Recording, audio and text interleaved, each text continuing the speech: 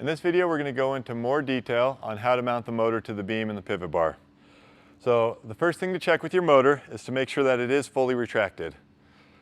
What I like to do to test that out is I'll take my battery from my DeWalt tools or whatever kind of tools you have, and I'll attach the leads to make sure that that's fully retracted in.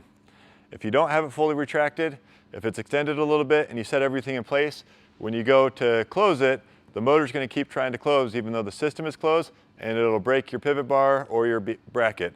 The motor is very strong and it's going to win against those components. Once I've made sure that this is fully retracted, the next thing I'll do is I'll take either my bracket or a screwdriver or something, and I like to extend this by about 2 turns or so.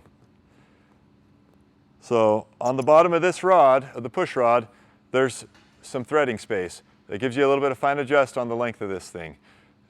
Don't loosen it up too much because you can actually pull the rod out. But I give about 2 turns. That gives me a little room to adjust after I'm done. Next, what I like to do is I'll put this and attach it to the pivot bar. You put your 3 screws into the pivot bar, and then I get that in place like that. Then I take my U-bracket, put that on the motor, and set that on top of the beam. Now, at this point, I haven't fastened this to the beam yet. What I like to do is I'll set it on top of the beam loose like this. I'll take a Sharpie or whatever you want to use to mark the back side of my bracket. Then I'll take it back out, take the motor off of this and get the motor out of the way.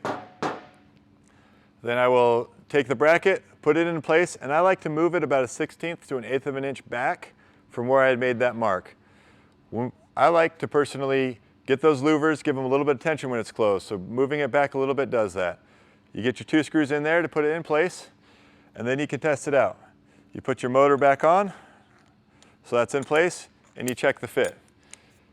If it's too loose or too tight, that's what you have this fine adjust for. You can get a screwdriver or something else in there, turn it either to extend it or to retract it, and fine tune that tension for you. And that's all you have to do.